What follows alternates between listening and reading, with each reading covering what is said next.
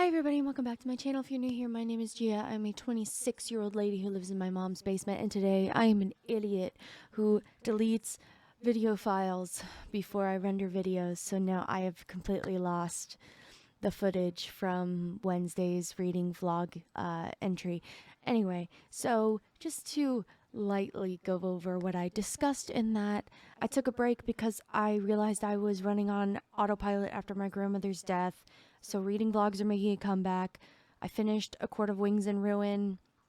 I thought maybe it was dragging, but really I was just depressed, and it was a 4-star read. It wasn't as good as A Court of Mist and Fury, but it was still good. I really enjoyed it. Monsters Born and Made was a little bit disappointing, but it has a lot of promise, so it is getting its own video, but I rated that 3 stars. And I am a little bit over half of the way through Blood Promise. I started reading it on Friday. I am hoping to finish it tonight. And yeah, I was really just talking a lot about boring things on my Notion spreadsheet, and I probably rambled for a little bit too long, and my video viewership would have probably tumbled after that. But basically, I'm trying my best to weave into my TBRs a mixture of mood reads, Kindle Unlimited, one book from my 12 reads for 12 months list from my friends, and then also my fall 2022 picks, and a mix of all those all together. So I'm trying to make a curated list that is both productive for the goals for the year and also attuned to my reading moods, because they fluctuate since I am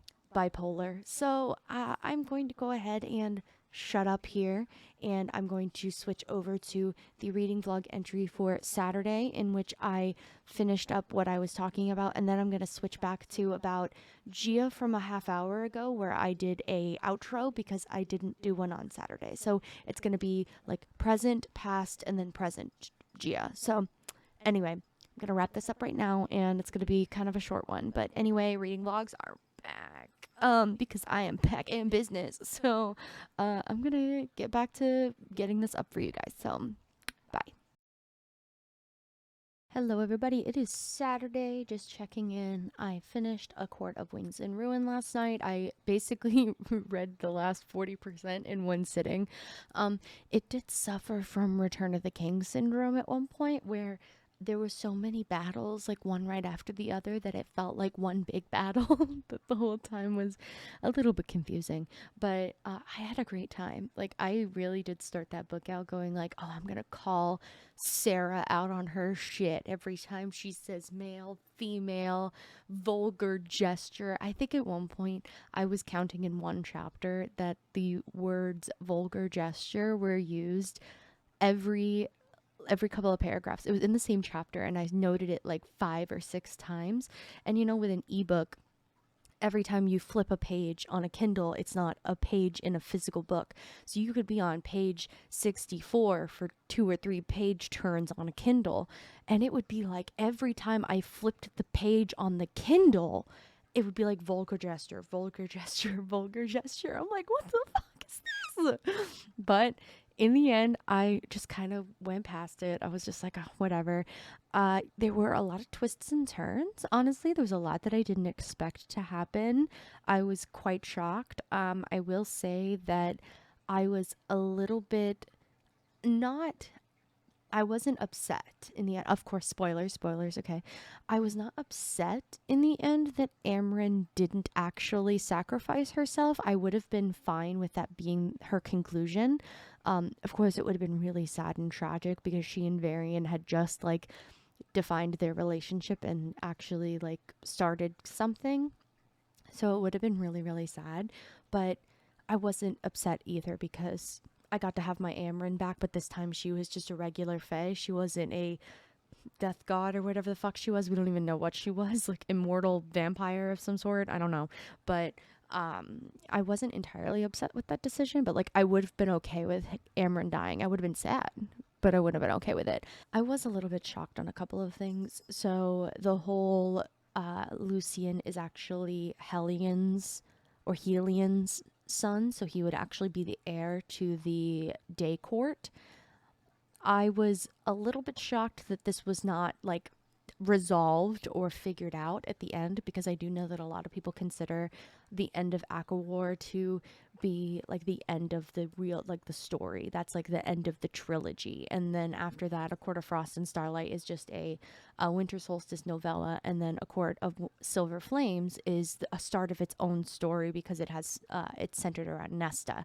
So I was a little bit upset that we didn't get a resolution to that whole plot bomb of, hold on, my cat just really wants attention right now. She doesn't want to be picked up, so she ran away. Anyway, I wish that at the end we could have resolved this, but I think it would have added another 150 pages to a book that was already over 700. So I'm going to pick and choose my battles here, considering it Court of Silver Flames is somehow longer than ACOWAR. I don't know.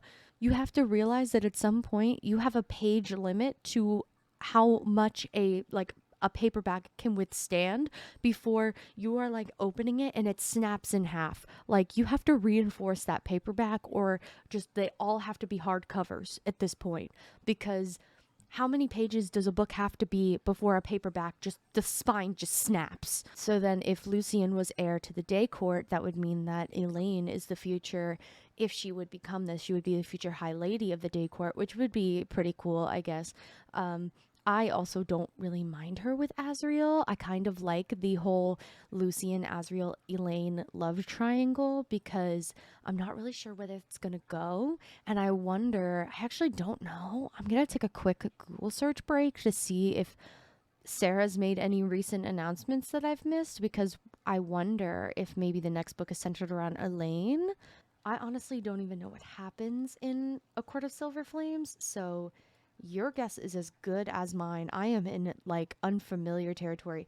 The only thing I know about A Court of Silver Flames is that Feyre is pregnant and Rhysand is in like total protective mode. Like, that's literally the only thing that I know. Oh my god, Sarah J. Maas is only 10 years older than me? I'm screaming. Oh, also, ACOTAR is going to be a television series, so can't wait for that. Wow, she said that Sabriel by Garth Nix began her love for fantasy and writing it. And that's one of the books that's on our 12 books for 12 months that was recommended by a friend of mine. So we'll be reading that book this year. So that's kind of crazy, actually. So there isn't a formal announcement or anything, but I honestly do think that there is going to be another spinoff, and it is going to be centered on Elaine, because there should be a story based on her, because I love her. Anyway, yes, I finished ACOWAR. I rated it 4 stars because it wasn't as good as A Court of Mist and Fury. Not gonna lie, A Court of Mist and Fury, I'm gonna be screaming, crying, and throwing up over that for a while. It was so good start to finish. Anyway, I am about, I think, almost 40% of the way through Blood Promise. I started it last night. I'm going to try to make another big dent in it, like try to read another. I'm on page 200 and I started last night, and it's a 500-page book, so I'm gonna try to get to at least page 350, if not 4. No, that's a lie. It's already midnight and I have to be at work at 10:45. Anyway, that is where I'm at with that, because I am trying my goddamnedest to get through all of these by the end of the month. You see how that's going for me. So even if I read like 200 pages a day, I don't think I'd make it. But I'm going to do my damnedest, because it's January 29th. And I still have to read the last 3 of these. And then I want to read The Poison Season. Anyway, that is all for me today. That might be all for this reading vlog. Monsters Born and Made video I recorded. ACOWAR was great, 4 stars. And I'm reading Blood Promise right now. I gotta say, the beginning of Blood Promise was basically just rehashing what the entire first 3 books were about, and that was unnecessary, but okay, Rochelle Mead. I'm gonna have to see if there was like a big gap in publishing between books 3 and 4, because if there was, then I would understand as to why that's there, as to here's what you missed on Vampire Academy. But it kind of felt, it was more grating than usual for the repetition, so I was just like, I didn't enjoy this.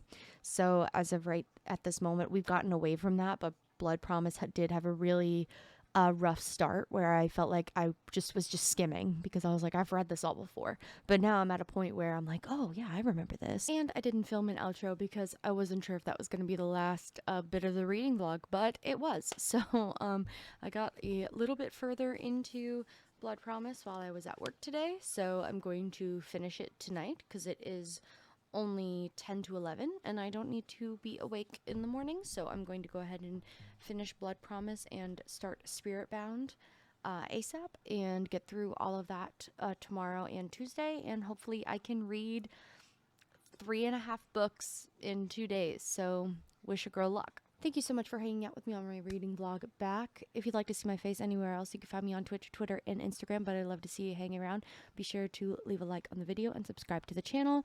Remember to drink water and be nice to each other and exude kindness and empathy with everything that you do. And I will see you guys in the next video.